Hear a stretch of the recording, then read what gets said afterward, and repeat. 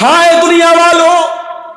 کان کھول کر کے سن لو، ہم نے جب لا الہ الا اللہ پڑھ دیا تو لا الہ الا اللہ کا مطلب یہی ہوتا ہے ہمارا سر جھکے گا تو اللہ کے آگے جھکے گا، ہماری پیشانی اگر جھکے گی تو اللہ کے آگے جھکے گی، ہم کسی کا نعرہ اگر لگائیں گے، کسی کی محبت کا ترانہ اگر گائیں گے، کسی کے آگے اگر ہم ہاتھ پھیلائیں گے تو وہ ذات صرف اور صرف اللہ کی ذات ہے، اور کسی اور کے در پہ سر جھکانے والا سب کچھ ہو سکتا ہے، مسلمان نہیں ہو سکتا۔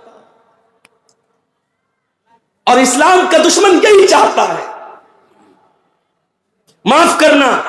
اگر آپ کو یہ لگتا ہے کہ اسے آپ کی دولت سے پرابلم ہے، نہیں، نو پرابلم۔ ابھی میرے پاس ممبئی سے ایک عورت کی کال آئی،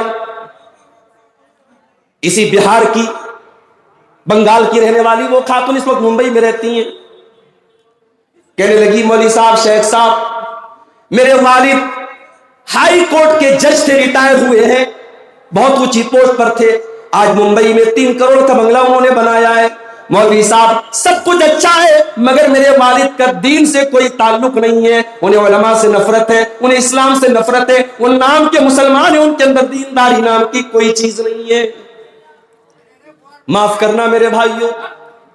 اگر ہماری قوم میں ایسے جج تیار ہو رہے ہیں، ایسے وکیل تیار ہو رہے ہیں، ایسے ڈاکٹر تیار ہو رہے ہیں جو نام کے مسلمان ہیں اور ان کے دل میں اسلام کی کوئی محبت نہیں ہے، ان کے دل میں اللہ کی کوئی محبت نہیں ہے، ان کے دل میں توحید نہیں ہے، ہمیں نہیں چاہیے ایسے وکیل، ہمیں نہیں چاہیے ایسے جج، ہمیں نہیں چاہیے ایسے ڈاکٹر، ہم ایسے جاہل، ہم ان سے بہتر اس جاہل مسلمان کو سمجھتے ہیں جو زیادہ پڑھا لکھا تو نہیں ہے مگر اللہ کی توحید کو جانتا ہے، اللہ کو پہچانتا ہے، اسے معلوم ہے کہ سر کس کے آگے جھکانا ہے، اسے معلوم ہے کس کے آگے نہیں جھکانا ہے۔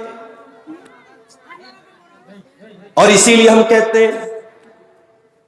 دنیا آج ان مدرسوں کا مذاق اڑا رہی ہے، حکومت کے نشانے پر مدرسے،